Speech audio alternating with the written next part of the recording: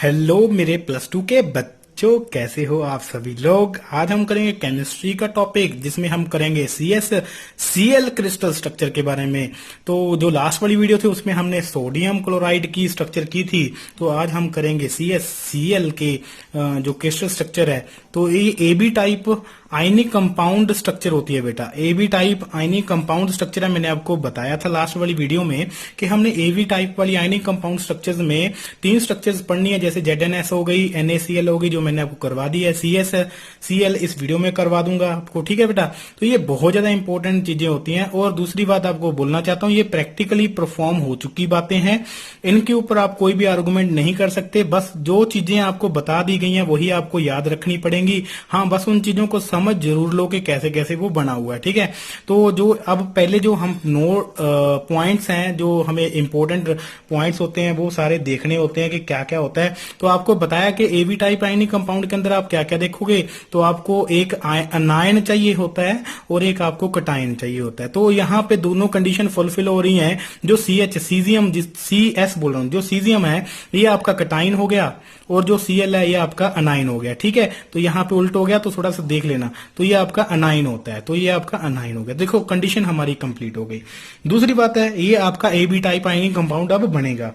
अब यहाँ पे जो मेन इंपॉर्टेंट बातें होती हैं, जैसे मैंने आपको बताया कि जब अब इसमें एक बड़ी इंपॉर्टेंट बात आ जाती है, जब भी हम स्ट्रक्चर बनाते हैं तो पीरियोडिक टेबल का भी आपको ज्ञान होना बहुत जरूरी है।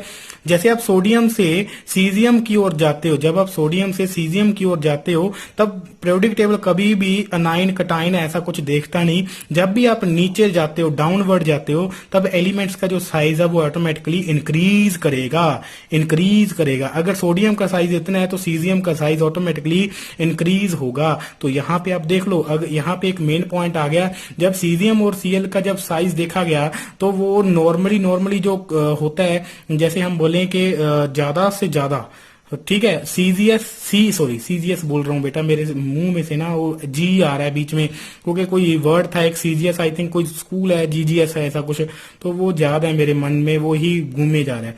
तो अब मैं अगर बोलूं को जो CS होता है वो उसका जो साइज है किससे Cl से, वो अप्रोक्सीमेटली सिमिलर होता है। सिमिलर अगर मान लो इसका साइज मेरे पास इतना है, तो अब Cl का साइज मेरे पास भी इतना ही होगा, ठीक है जी। तो आप बच्चों को जैसे मैंने अभी बताया कि जो साइज था वो अप्रोक्सीमेटली सिमिलर होता है। तो बेटा मैं एक चीज बोलना चाहता हूँ, जैसे अभी मैंने आपको बताया कि जो मेरी स्टडी है वो बायोलॉजी और केमिस्ट्री के साथ की हुई है। तो अभी जैसे मैंने आपको फिजिक्स के भी लेक्चर देने स्टार्ट किए हैं, तो मेरा ज्यादातर ना मन अब बायो फिजिक्स केमिस्ट्री पढ़ाने से हट करके ना अब फिजिक्स की ओर बढ़ रहा है। तो मैं देखता हूँ कि जब भी मैं देखता हूँ कि मैं कंसेप्ट सिर्फ देखता हूँ फिजिक्स का, तो मेरे समझ में आ जाता है, ठीक है। जब अब केमिस्ट्री और बायो की बात करें, तब वो अब मेरे को इंटरेस्ट नहीं लगता। मतलब ऐसी बात नहीं है कि ठीक है तो सब ठीक है, ओके है, लेकिन अब अगर बात करें जो इंटरेस्ट होता है ना, वो अब फिजिक्स में भी आ रहा है। तो अच्छी बात है, आपके कारण अब मेरे को फिजिक्स भी आने लग जाएगी। तो चलो बेटा, अब हम करते हैं बहुत ज्यादा बातें करते हैं हम, बीच में पंजाबी आ जाती है मेरे ठीक है जी, चलो करते हैं अभी। अब हम इंपॉर्टेंट जो चीजें हैं, मैंने आपको सबसे बड़ी इंपॉर्टेंट चीज बताई कि यहाँ पे साइज जो सीजियम का है वो कैसा होता है। पीरियोडिक टेबल में अगर नीचे जाओगे तो जो एटम्स का साइज है वो बढ़ता है, ठीक है। अगर आपको पीरियोडिक टेबल की नॉलेज नहीं है तो मैं एक एक्स्ट्रा वीडियो बना दूंगा, वहां पे आपको पीरियोडिक टेबल पढ़ना आ जाएगा, ठीक है। और जो सेकंड जो आपका पॉइंट रहेगा, सबसे बड़ा इंपॉर्टेंट मेन पॉइंट, वो ये है कि ये जो कंपाउंड है ये मिलके कौन सी स्ट्रक्चर बनाएगा, ये BCC टाइप सॉलिड स्ट्रक्चर बनाएगा, आयनिक सॉलिड स्ट्रक्चर बनाएगा, BCC टाइप आयनिक सॉलिड स्ट्रक्चर बनाएगा। इसका मतलब होता है बॉडी सेंटर क्लोज पैकिंग, या फिर लिखेंगे body centred cubic close packing, ये वाली, ठीक है। ये आपका सेकंड पॉइंट हो गया।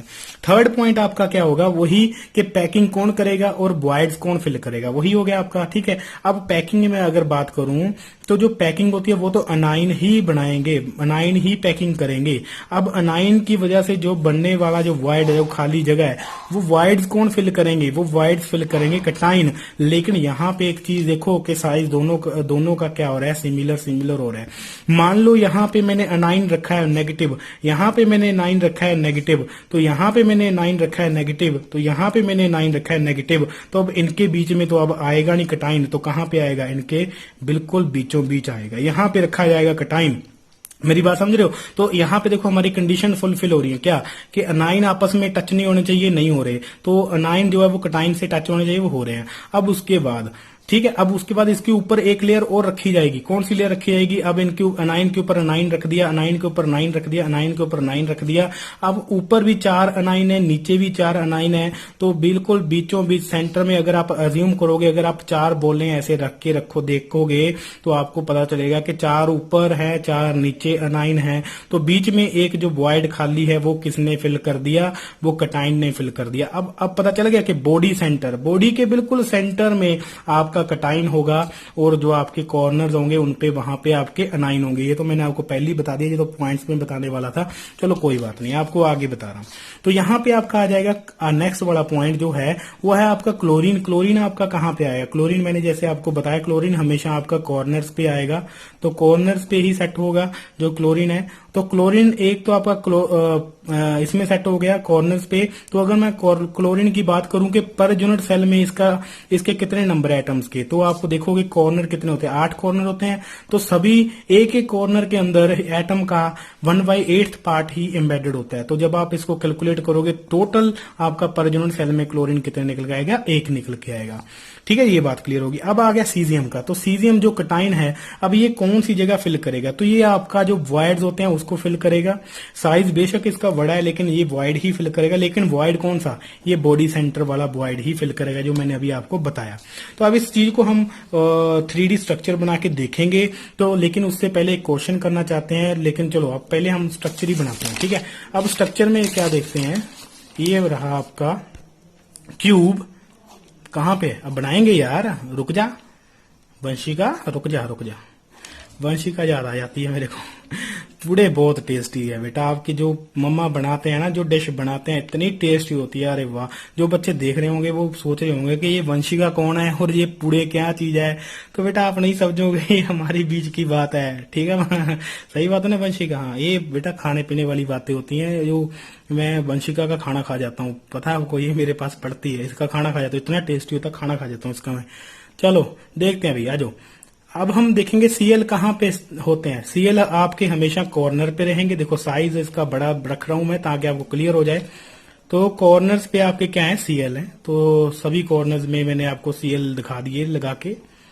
देखो भाई कॉर्नर्स पे आ गए, तो 1/8 पार्ट टोटल कॉर्नर्स पे कितने सीएल हो गए? तो आपका एक सीएल हो गया।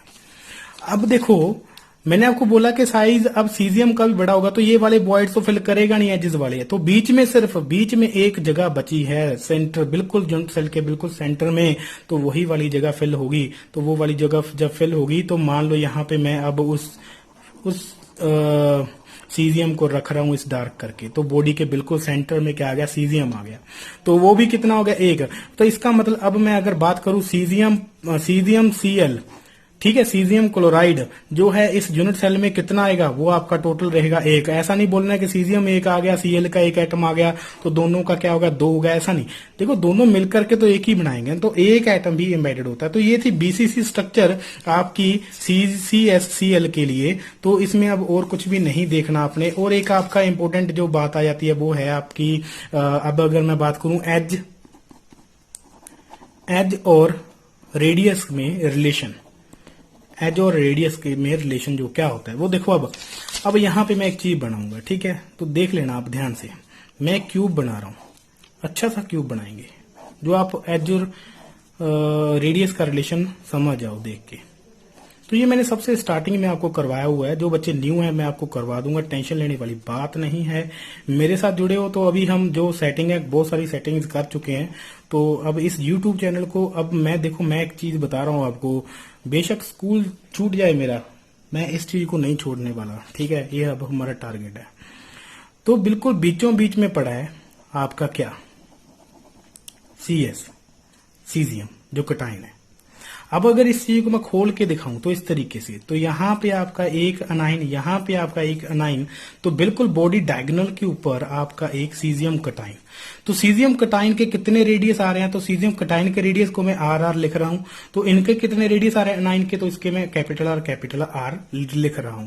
तो अगर मैं बात करूं कि इस डायगोनल से इस डायगोनल के थ्रू मैंने इस पॉइंट से इस पॉइंट तक आना है, मैंने A पॉइंट से B पॉइंट तक आना है, तो कैसे आऊंगा? तो मैं क्या करूंगा ये वाला एक जो लाइन है इसको कंप्लीट करूंगा, फिर इस लाइन को मैं कवर करूंगा, फिर इस लाइन को कवर करूंगा, फिर ही आऊंगा। तो इसका मतलब मैं बोल सकता हूं कि जो मेरा 3a जो मेरा डायगोनल है वो मेरा 3a is equal to 4r के बराबर है। 4r मतलब जैसे यहाँ पे 2r ये 2r ये, ठीक है, ये मैंने आपको पहले निकाल के बताया हुआ है, ये एक्सप्रेशन मैथमेटिकली होता है। तो यहाँ पर मैं बोलूं कि डायगोनल जो होता है, ये डायगोनल का formula, diagonal is equal to 2r plus 2r, ये छोटा r, ठीक है, ये दोनों r मैंने ऐड कर दिए। तो इसका मतलब ये आपके पास क्या आ गया, आर एजेस और रेडियस का रिलेशन आ गया। अगर बेटा ये आपको क्लियर नहीं है ये वाला रिलेशन, तो आप एक बार बीसीसी में जो एज और रिलेशन थे बॉडी सेंटर वाले में, एज और कौन सा रेडियस का जो रिलेशन है वो आप एक बार देख लो, आपको क्लियर हो जाएगा। अगर नहीं क्लियर है फिर मेरे को कमेंट में लिख दो, मैं एक बार वीडियो बना दूंगा इनकी। वैसे मैं पहले तो वो वाली वीडियोस कंप्लीट कर दूंगा जिसमें आपको ये सारे रिलेशन समझाए जाएंगे, वो आपको क्लियर हो गए तो यहाँ पे आप बना सकते हो, ठीक है जी। तो ये डायगोनल होता है, डायगोनल की वैल्यू आई थी हमारे पास। तो देखो 4 रेडियस है, अगर मैं देखूं नॉर्मली तो 4 रेडियस के बराबर हो गया। तो 2 रेडियस किसके हैं, 2 रेडियस है 9 के, 2 रेडियस आपके कटाइन के, तो इसका मतलब √3a इज इक्वल टू ये वाला रिलेशन। तो ये आपका रिलेशन हो गया। अब ऐसी स्ट्रक्चर्स कौन कौन से बना सकते, कौन कौन से और कंपाउंड बना सकते हैं, जैसे CS ये तो आपका अभी दिखाया। तो CSBr मतलब सीजियम ब्रोमाइड हो गया। तो आपका CSI मतलब सीजियम आयोडाइड हो गया, ठीक है। तो TLBr आपका हो गया थ्यूरियम, आई थिंक ब्रोमाइड बोलते हैं इसको। तो ये इस तरीके से आपके जो कुछ कंपाउंड हैं वो ऐसे ही स्ट्रक्चर बनाएंगे। तो बेटा इस वीडियो में बस इतना ही करवाऊंगा, नेक्स्ट वीडियो में मिलूंगा नेक्स्ट टॉपिक को लेकर के, ZNS की जो स्ट्रक्चर लेकर के।